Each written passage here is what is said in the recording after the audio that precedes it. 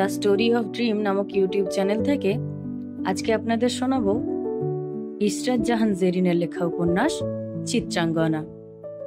আজকে শোনাবো একাদশ পর্ব। ফারাদ চিত্রার হাত দুটো আলতো করে নিজের আয়ত্তে নিয়ে হাতের উপর চুমু খায়। একটা নয়, দুটো নয়, পরপর বেশ কয়েকটা। চিত্রা বাধা দেয় না, আবার তার বাধা দিতে ইচ্ছেও করছে না।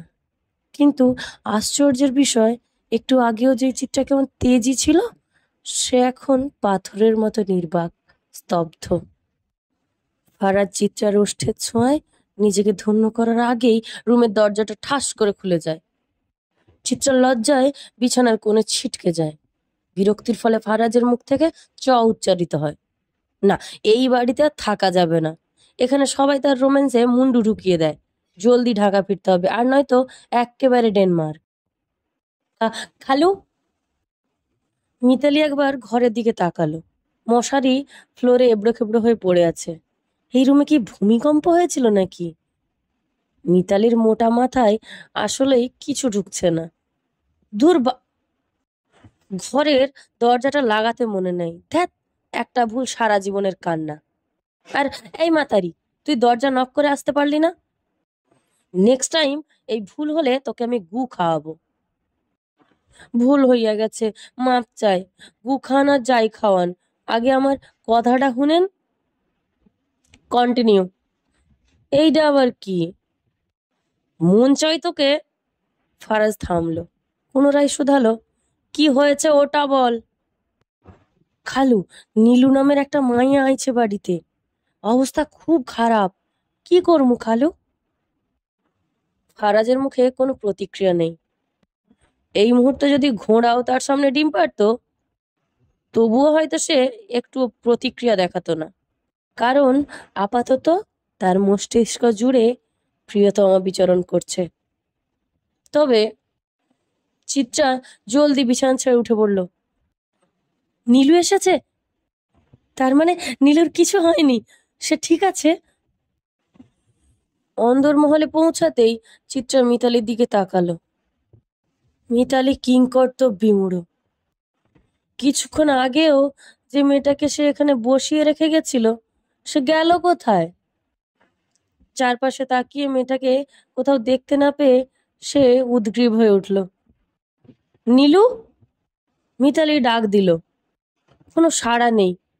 ডাকাডাকি শব্দ শুনে উপরতলা থেকে রুমানা এলাহি, রোশন, রাজন সহ বাকিরাও বেরিয়ে এলো। এক মুহূর্তেই বাড়ির পরিবেশটা পাল্টে গেল। সবাই উৎকণ্ঠী হয়ে এদিক ওদিক তাকাচ্ছে। ফারাজ এতক্ষণ বুকের কাছে হাত গুজে দাঁড়িয়েছিল, এখন তার বিরক্ত লাগছে। রাজন নিচে নেমে এলো, কপালে ভাঁজ ফেলে বলল, আরে থাম তো, সন্ধ্যাবেলা এত চেঁচামেচি করিস কেন? মিতালি ব্যাকুল কণ্ঠে বলল, ভাই, সত্যি আমি নীলু নামের একটা মাইয়ারে এইখানে বইসা রাইখা গেছিলাম। রাজনের ভ্রু কুঁচকে গেল। মেয়েটার নাম নীলু, এটা তুই জানলি কিভাবে? জিজ্ঞেস করেছিলাম, ওর অবস্থা ভালা ছিল না। সে কইল, চিত্রা আপার সাথে একটু কথা আছে, শুধু একবার তারে ডাইকা আনো। আমি তাই ওরে এখানে বইসা চিত্রা আপারে খবর দিয়া আনতে গেলাম, কিন্তু ফিরে আসা দেখি মায়াটা গায়েব। রোশন বিরক্ত হয়ে বলল, এখানে তো কেউ নেই। কে না কে এসেছিল তা নিয়ে বাড়ি মাথায় তুলতে হবে নাকি? দেশের অবস্থা ভালো না, ছিনতাই বাড়ছে, অযথা এমন হুটহাট কাউকে অন্দরমহলে ঢুকাবি না। রাজন সুর মিলিয়ে বলল, দেখিস নাই পুকুরে 2টা লাশ ভাসাইয়া দিছে? কোনোদিন না জানি তুই টার্গেটে পড়ে যাস। মিতালি ভয়ে চুপ হয়ে গেল। ফারাজ একবার রাজন আর রোশনের দিকে তাকালো, তারপর একদমে বলল, সবাই যার যার ঘরে চলে যাও। সবাই যেতেই ফারাজের দৃষ্টি স্থির হলো চিত্রার দিকে। মেয়েটার মুখ কেমন ফ্যাকাশে লাগছে। আজ সারা দিন অনেক কিছু দেখেছে, মানসিকভাবে বেশ ধকল যাচ্ছে ওর উপর থেকে। ফারাজ ধীরে ধীরে চিত্রার দিকে এগিয়ে গেল। বউ? চিত্রা নিঃশব্দে তার দিকে তাকালো। বাজিতপুর যাব, জিনিসপত্র যা লাগবে প্যাক করে নাও। চিত্রা বিস্মিত দৃষ্টিতে ফারাজের চোখের দিকে তাকিয়ে রইল। বাজিতপুর? কিন্তু হঠাৎ হঠাৎ সেখানে কেন? সকাল থেকে মোহনার শরীর বেশ খারাপ লাগছে, গা গুলিয়ে উঠছে, মাথার ভেতর ধকধক করা যন্ত্রণা হচ্ছে। আজ টাফ নিলেও কোনো কাজ করছে না। তারিখ কত আজ? ক্যালেন্ডারের দিকে হাত বাড়িয়ে চোখ বুলিয়ে নেয় সে। মুহূর্তেই তার শরীর ঠান্ডা হয়ে আসে, বুকের ভেতর কেমন যেন শূন্য লাগতে থাকে। না না, সময় তো পেরিয়ে গেছে। মোহনার সারা শরীর কাঁপতে থাকে, মাথার ভেতর একটাই প্রশ্ন, সে কি গর্ভবতী? না, এটা অসম্ভব। সে ধীরে ধীরে টেবিলের দিকে তাকায়। রোশন সেখানে বসে কিছু হিসাব কষছে, ব্যবসায়িক ব্যাপার স্যাপার নিয়েই ব্যস্ত। ভুলেও রোশন কিছু জানলে চলবে না, কিন্তু যদি জানতে পেরে যায়, যদি সে ধরা পড়ে যায়। মোহনার শ্বাস গলায় আটকে আসে। বাচ্চার কথা মনে পড়তেই ভেতরটা শীতল হয়ে যায়। না, সে আর সন্তানহারা হতে চায় না। বাচ্চার কান্না তাকে রাতে ঘুমাতে দেয় না। সে জানতে পারলে একেও মেরে ফেলবে, বাচ্চাটাকে একেবারে মেরে ফেলবে। মোহনা নিজেকে আরেকবার সান্ত্বনা দেয়, আগে পরীক্ষা করতে হবে। যদি সে গর্ভবতী না হয় তাহলে এসব ভয় অযৌক্তিক। মোহনা! রোশনের ডাক শুনে চমকে ওঠে সে। জি। কণ্ঠ কাঁপছে। এক গ্লাস পানি দাও তো। মোহনা ভয়ে ভয়ে জগের দিকে এগিয়ে যায়।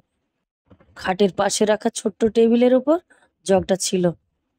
গ্লাসে পানি ঢালতে গিয়ে মোহনার হাত কাঁপছে, তবু সে নিজেকে সামলে নেয়।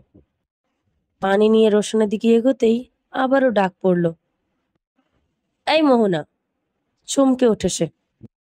হাত ফসকে গ্লাসটা পড়ে যায় মেঝেতে। মুহূর্তের মধ্যেই ভেঙে চূর্ণ বিচূর্ণ হয়ে যায় কাঁচের গ্লাসটা। রোশন এক ঝলক ভাঙা কাঁচের দিকে তাকায়, তারপর মুহূর্তের মধ্যেই মোহনাকে টেনে নিয়ে আসে কাছে। গলা চেপে দাঁতে দাঁত পিষে বলে, কি লুকাচ্ছ জানেমান? আমাকে চেনো তো? আমি কেমন সেটা আশা করি জানো। সাবধান, নিজের যমদূতকে ডেকো না। রোশন মোহনাকে ধাক্কা দিয়ে কাঁচের উপর ফেলে দেয়। চোখের সামনে দপদপ করতে থাকে রক্তমাখা কাঁচের টুকরো।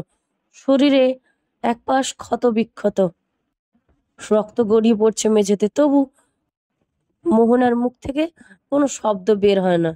সে ধীরে ধীরে উঠে দাঁড়ায়, যন্ত্রণা চেপে ধরে নিজেকে সামলায়। যদি মাটির নিচে একটা ফাটল থাকতো তাহলে সে তাতে ঢুকে চিরদিনের মতো হারিয়ে যেত, কিন্তু তার উপায় নেই। মৃত্যু ছাড়া মুক্তি কোথায়? আকাশ আজ শোকপট, কালো মেঘের দুর্ভেদ্য আবরণে ঢাকা। যেখানে চন্দ্রের রূপালী আলো অসহায়ভাবে বিলীন হয়ে গেছে। বাতাসের শীতল প্রবাহ শীত দ্বারায় এক অদৃশ্য শিকল জড়িয়ে দিয়েছে। তার নির্মম শৈত্য হাড়ের গভীরতম প্রকোষ্ঠেও অনুপ্রবেশ করছে। দূর প্রান্ত থেকে অনির্ধারিত পাখিদের কর্কশ ডাক বাতাসে ভেসে বেড়াচ্ছে। পথের দূষণ প্রান্তরে ছন্নছাড়া কুকুরগুলো ক্ষীণ আলোয় ঘেউ ঘেউ করছে। শব্দ এক ভগ্ন সুর তৈরি করছে। হয়তো রাতের কোনো অশরীরী উপস্থিতি টের পেয়েছে। হুটহাট আবার বাতাস দিক বিদিক হয়ে ছুটছে। তার রুদ্ধশ্বাস প্রবাহে শুষ্ক পাতারাও এক কৃত্রিম ঘূর্ণিতে অবর্তিত হয়েছে। দেখে মনে হচ্ছে কারাগারের বন্দীরা মুক্তির জন্য প্রলাপ বকছে। চারপাশে ছড়িয়ে আছে প্রকৃতির চাপা নৈঃশব্দ। এই নৈঃশব্দতা প্রকৃতির প্রতিটি কোণায় বিষণ্ণতার ছাপ ফেলে রেখে যাচ্ছে। বহু দূরে, হয়তো তার চেয়েও বেশি দূরে, শোভা নদীর ঘাটে নির্বাক বসে আছে। চারপাশে নিকষ অন্ধকারে তার কৃষ্ণগাত্র একাত্ম হয়ে গেছে রাত্রির অতল অমানিসার সঙ্গে। শুধু ঠোঁটের কোণে চেপে রাখা দাহমান সিগারেটের জ্বলন্ত কুণ্ডলী মাত্র প্রমাণ করে যে সে এখনো শ্বাস নিচ্ছে। দৃষ্টি শূন্য, প্রশান্ত অথচ বিষাদগ্রস্ত মুখ, কিন্তু তার অন্তর্গত উত্তাল লাগুন নিস্তরঙ্গ নদীর মতো নয়, বরং গভীর গহ্বরে ধিকি ধিকি দহনে পরিণত হয়েছে। চিন্তার প্রবাহ বিভ্রান্ত, সুস্থ, যুক্তিবোধ যেন দূরতম কোণায় নির্বাসিত। বিরক্তি তার অস্তিত্বকে এমনভাবে গ্রাস করেছে যে মনে হচ্ছে পৃথিবীর সমস্ত কোলাহল নির্বাসনে পাঠালে তবেই সে স্বস্তি পাবে, অথচ সে জানে তাও যথেষ্ট নয়। তার ধমনীতে ছুটে চল ক্রোধ ও অতৃপ্তি এত তীব্র যে কয়েকটি নিঃসংকোচ হত্যা করলেও হয়তো এই দহন প্রশমিত হবে না। হাতের আঙুল অস্থিরভাবে নড়ছে। রাতের আধারে নদীর ঘাটটায় কেবল জলের শব্দ। নিস্তব্ধতার মাঝে হঠাৎ ভেঁপু বাজল। দূরের কোনো ট্রলার থেকে ভেসে আসছে এই শব্দ। সোহান বিরক্তিতে পা নাড়ায়। পায়ের লোমস চামড়ায় মশার দংশনে ছোট ছোট দাগ ফুলে উঠলেও তার তাতে কোনো ভ্রুক্ষেপ নেই। তার মাথায় ঘুরপাক খাচ্ছে অন্য চিন্তা। হারুন সহ দলের 4 জন খুন হয়ে গেল, অথচ হত্যাকারী কে তা সে একটুও আঁচ করতে পারছে না। খুনির কি তার চেয়েও বেশি ক্ষমতা, অধিপত্য? সোহানের ব্যবসার পরিধি বিশাল। শহরের যে রাস্তায় যে অটো রিক্সা মোটর গাড়ি চলে তার বেশিরভাগই তার আওতায়। চালকরা দিন শেষে নির্ধারিত টাকা বুঝিয়ে দেয়, আর সোহান হিসেব চুকিয়ে তাদের পারিশ্রমিক দেয়। এই ব্যবসায়ী তাকে নাম দিয়েছে, পরিচিতি দিয়েছে, তবে নৈতিকতার ভাত নেই দেশে।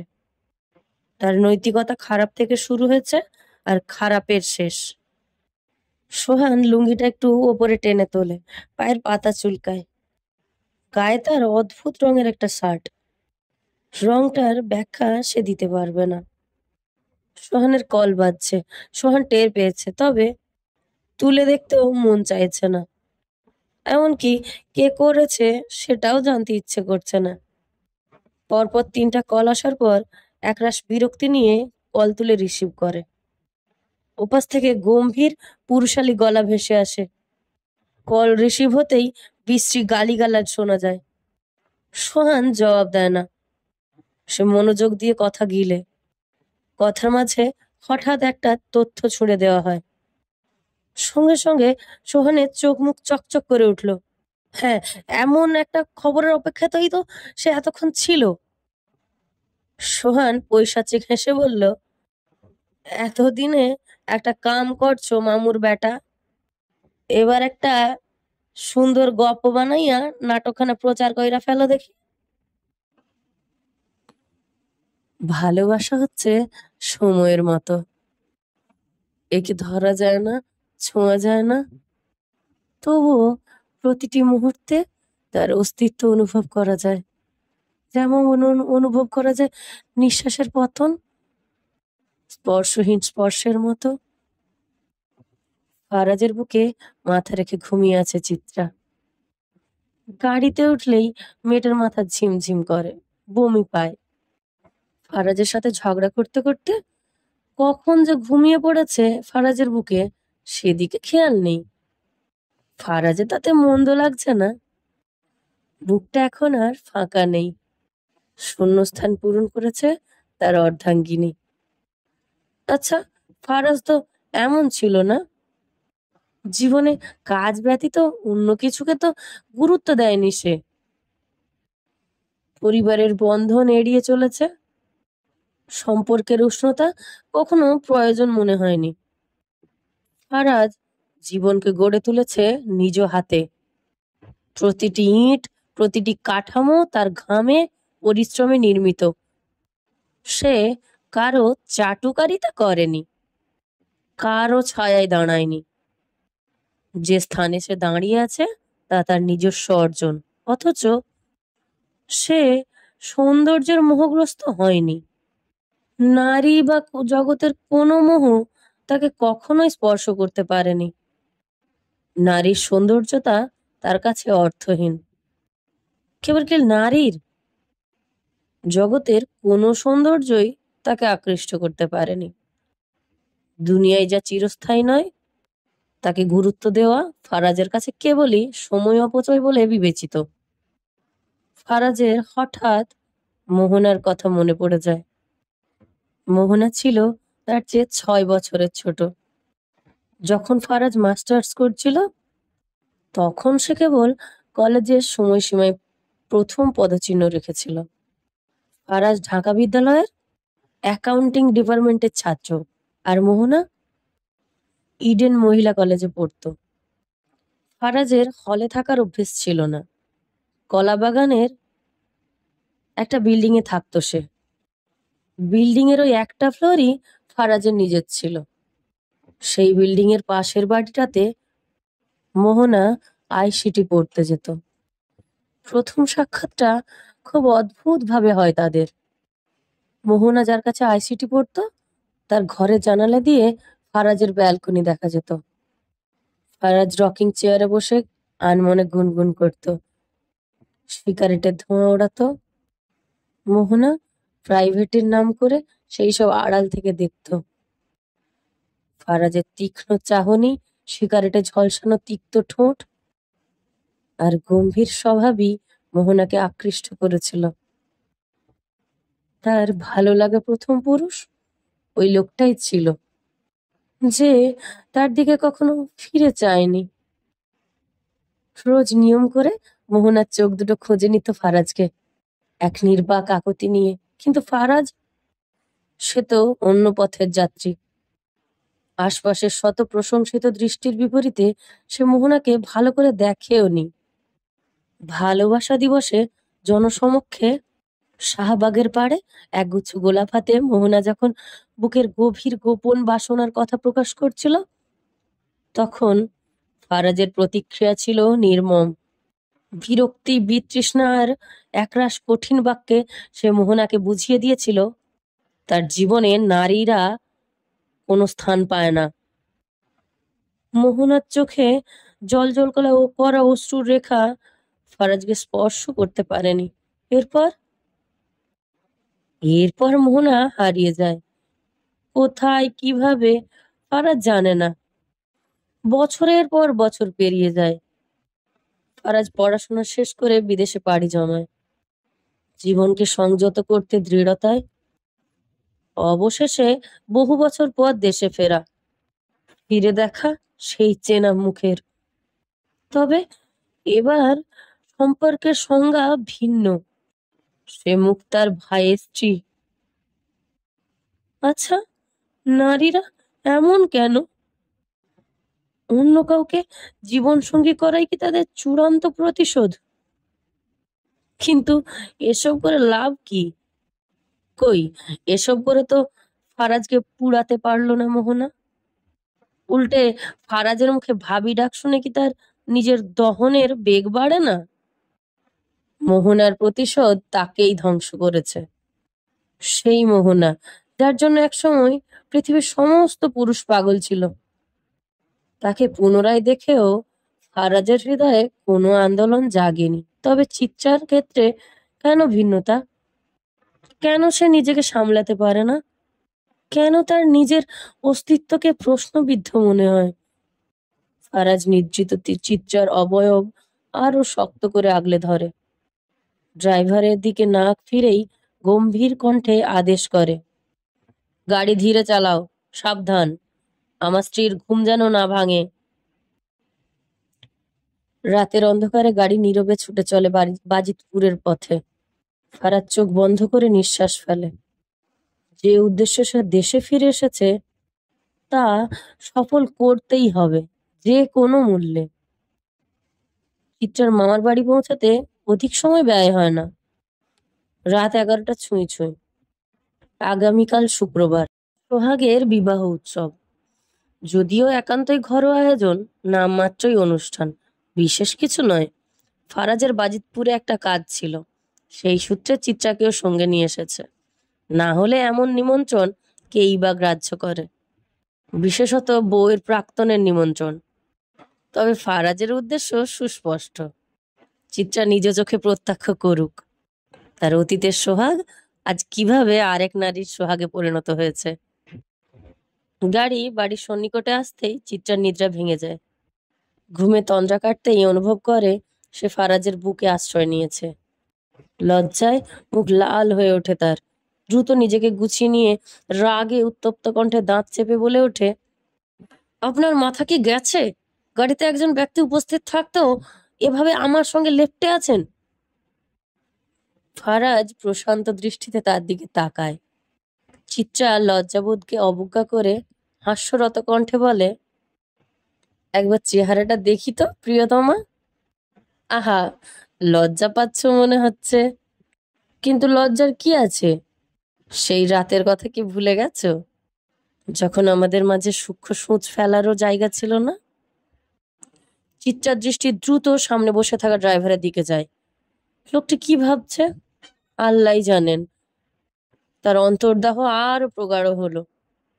আরে, ওইদিকে কি দেখছো? আমার দিকে দেখো না। চিত্রার বিরক্তির সীমা ছাড়িয়ে যায়। তবে সে জানে ক্ষোভ প্রকাশে লাভ নেই, ফারাজ তাতে আরো আশকারা পাবে। আপনার এই অর্থহীন বাক্যলাপে বরফ গলবে না, মিস্টার দারা চেলাচি। ফারাজ এত সহজে বিবৃত হয় না। তার শীতল হাত চিত্রার উষ্ণ কোমর ছুঁতেই চিত্রার শরীর অনিচ্ছায় কেঁপে ওঠে। বিস্ময় বিমূঢ় হয়ে সে ফারাজের দিকে তাকায়। তবু তার কণ্ঠ রুদ্ধ। অসীম লজ্জাবোধে কোনো শব্দ বের হয় না। রাগে ফুঁসতে থাকে, অথচ প্রতিবাদও আটকে গেছে অদৃশ্য বাঁধনে। ফারাজ এহেন প্রতিক্রিয়ায় আরো উৎসাহী হয়ে ওঠে। চিত্রার কানের কাছে মুখে এনে নৈঃশব্দে সুরে বলে, ডোন্ট মেক আ নয়েজ। বাড়ির সামনে পা রাখতেই চিত্রার চোখে অশ্রু চলে এলো। কতদিন পর আবার সে বাড়ির গন্ধ পেল। এই বাড়ির উঠোন, দেওয়ালের চুন ধরা গন্ধ, রাতের বাতাসে ভাসতে থাকা চেনা সব শব্দ, সবকিছু যেন একসঙ্গে ঝাঁপিয়ে পড়লো তার মনে। মেয়েদের জীবন এত কঠিন কেন? সবকিছু আপন করে নিয়েও কেন ছেড়ে যেতে হয়? কত শত অভিমান জমে আছে তার মনে। তবুও সত্যি বলতে, মামি যতই কঠোর হোক না কেন, এতগুলো বছর অন্তত মাথা গোঁজার ঠাঁই, থাকার জায়গা তো দিয়েছিলেন। আরে এই বাড়িতে কলিং বেল নেই কেন? টু মাচ ছোট লোক। ফারাজের কণ্ঠে বিরক্তির সুর স্পষ্ট। চোখের জল মুছছে চিত্রা। তার দিকে তাকিয়ে প্রশ্ন করলো, এখানে কেন আনলেন আমাকে? সোহাগকে দেখিয়ে তোমাকে চুমু খাওয়ার জন্য বেবস। ধ্যাত। চিত্রা বিরক্ত মুখে দরজায় টোকা দিতেই মারিয়া এসে দরজা খুলে দিল। ভেতরে ঢুকতেই দেখে মার্জিয়া আর বাকিরা বসার ঘরে অপেক্ষা করছে। তাদের চোখে অবাক হওয়ার কোনো ছাপ নেই। বোঝাই যাচ্ছে চিত্রার আগমন সম্পর্কে তারা আগেই অবগত ছিল, অথচ চিত্রা নিজেই কিছু জানতো না। পেছন থেকে ফারাজও ভেতরে পা রাখলো। তার দৃষ্টি সোজা গিয়ে পড়ল মার্জিয়ার ওপর। মার্জিয়া ইতিমধ্যেই ফারাজ এলাহি নামক চরিত্রের পরিচয় পেয়েছে, তাই সে নীরব দর্শকের ভূমিকা পালন করছে। মুখে মেকি হাসি, চোখ মুখে দ্বিধা। ফারাজ হাসি মুখে বড় করে সালাম দিল। আসসালামু আলাইকুম মাদার ইন ল। মানে, আমার তো পোড়া কপাল, শাশুড়ি নেই, কিন্তু বউটাকে তো তেড়তেড়া আপনিই বানিয়েছেন, তাই ভালোবাসার খাতিরে আপনাকেই মাদার ইন ল বলে ডাকছি। আপত্তি আছে নাকি? মার্জিয়া হালকা হেসে বলল, না না বাপজান, আপত্তি কিসের?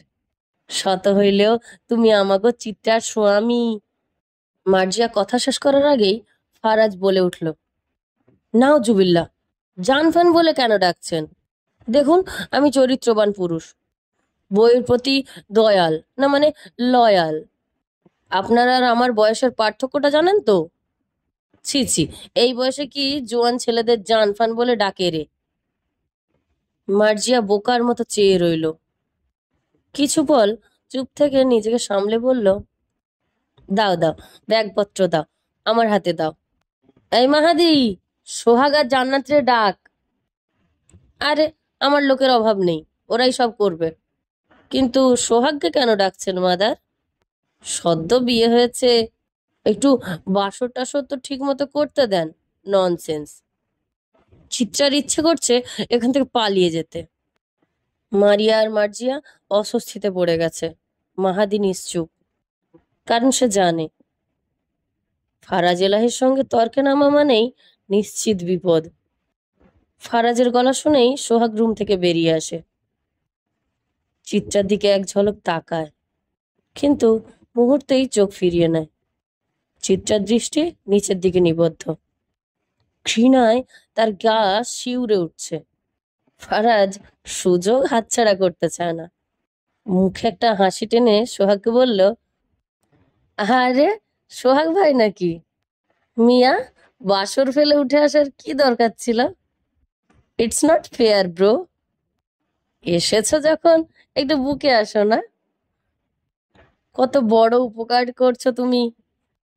তোমার মতো এক পিস মালকে জড়িয়ে না ধরলে আমার কষ্টে আবার আমার অ্যান্টেনা ব্যথা করবে।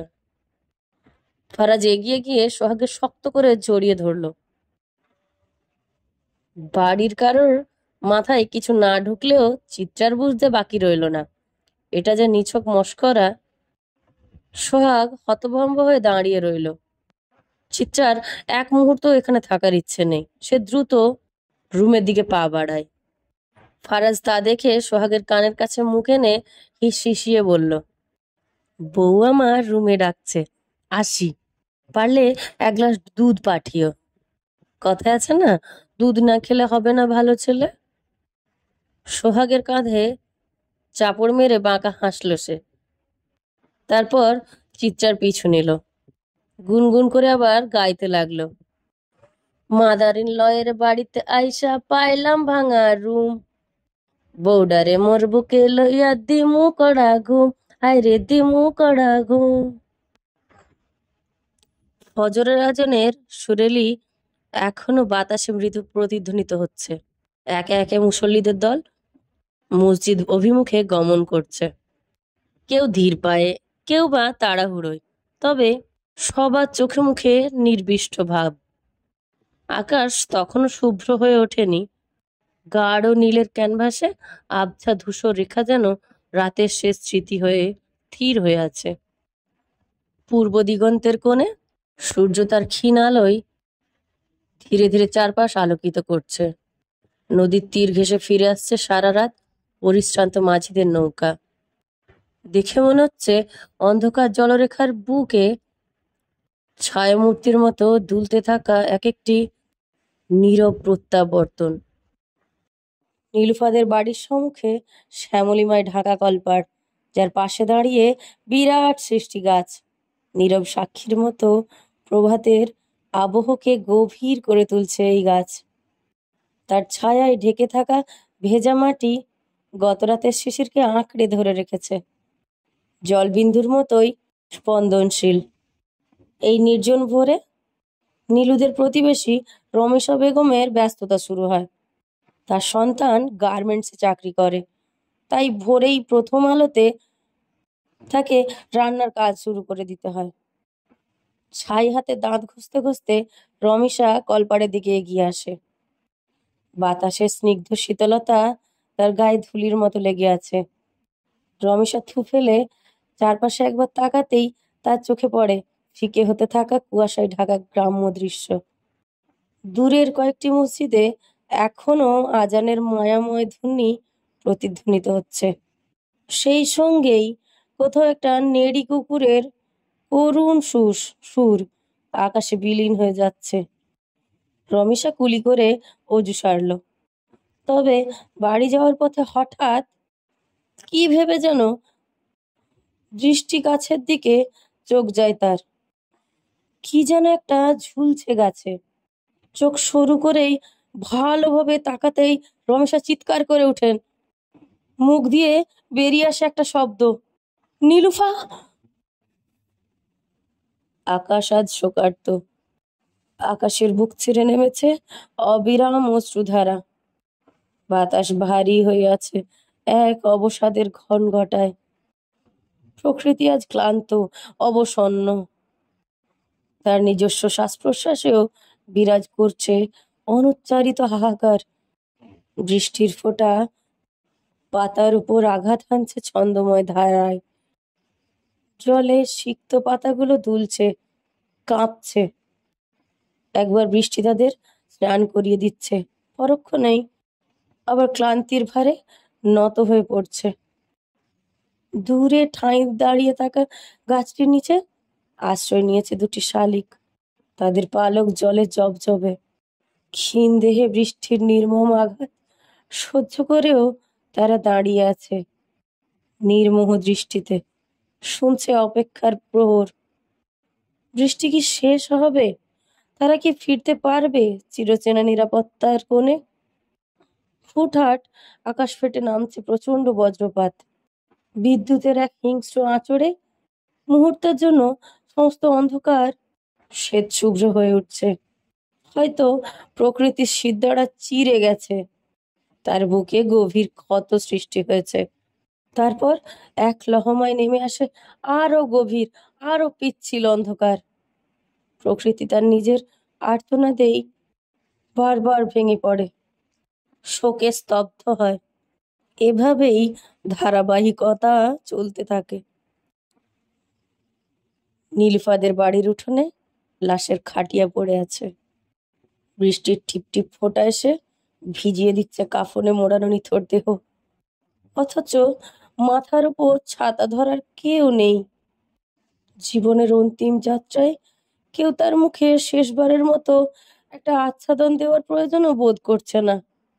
মৃত্যুর পর মানুষ মানুষের অভাব ঠিকই টের পায়, কিন্তু তখন সে উপলব্ধি অর্থহীন। বারান্দায় পড়ে আছে নীলুর মা। শোকের ভারে তিনি অসহায়, ছটপট করছেন, বুক ফাটিয়ে কাঁদছেন। অথচ প্রতিবেশীরা তাকে জোর করে আটকে রেখেছেন, চিৎকার করতে দিচ্ছেন না, যেন মায়ের শোকও একটা অনৈতিক অপরাধ। অনেক কাঠখড় পুড়িয়ে শেষমেশ জানাজা পড়ানো হলো, কিন্তু তাতেও ছিল অনীহা, বিতর্ক। আত্মহত্যার লাশ। পাড়া প্রতিবেশীরা কেউ চায়নি তার জানাজা হোক, কেউ চায়নি তার বিদায়ের প্রার্থনায় সামিল হতে। আর নীলুফার মা, তিনি বারবার ফেটে পড়ছেন। তার কান্না দমিয়ে রাখা যাচ্ছে না। তার মেয়ে আত্মহত্যা করবে? অসম্ভব। তার নীলু এমন মেয়ে না। কেউ তাকে মেরে ফেলেছে, তাকে হত্যা করা হয়েছে, কিন্তু তার এই দাবির জবাব নেই কারোর কাছে, প্রতিধ্বনি নেই কারো কণ্ঠে। বাড়ির চারপাশ জুড়ে নোংরা ফিসফাস। লোকজন জানালার ফোকর ফাকর দিয়ে উঁকি মেরে দেখছে কাফনের সাদা কাপড়ে মোড়ানো দেহটা, আর ছুঁড়ে দিচ্ছে বিষাক্ত কথার বিস্ফোরা। দেখো কার সঙ্গে রাত কাটাইয়া আইছে, পালাইয়া গেছিল তো, ফোলা নিশ্চয় খাইয়া ছাইড়া দিছে, তাই তো দড়িতে ঝুলছে। মৃত্যুর পরও রেহাই নেই নীলুফার। সমাজ তার সব দেহকেও শান্তি দিচ্ছে না। পুলিশ এসেছিল, খুঁটিয়ে দেখে গেছে, লাশের চারপাশে দাঁড়িয়ে দায়িত্ব পালন করেছে। তারপর নির্বিকারভাবে রায় দিয়ে গেছে আত্মহত্যা। আমরা তদন্ত করব, কারণ জানব বলে চলে গেছে। কিন্তু নীলুফার মা তাদের কিছুতেই বোঝাতে পারেননি। তার আকুল আবেদন, তার দু চোখ ভরেন বিশ্বাস, তার মেয়ের নির্দোষিতা সবই বাতাসে মিশে গেছে। আচ্ছা, শোকের রং কেন কালো? শোকের রং তো সাদা হওয়া উচিত ছিল। কালো রং দেখে কি মানুষ কাঁদে? কালো কি মানুষের হৃদয়ে হাহাকার ছড়ায়? না তো। অথচ দেখো, এই সাদা কাফন কেমন কাঁদাচ্ছে এক মাকে, এক পরিবারকে, একটা হারিয়ে যাওয়া জীবনকে। মা কেঁদে কেঁদে দিশেহারা হয়ে যাচ্ছে তার মেয়ের শরীরে মোড়ানো সাদা কাপড়টিকে দেখে। সাদা মানে কি আসলেই পবিত্রতা, নাকি নিষ্ঠুর, নির্বাক নিষ্ঠুরতা?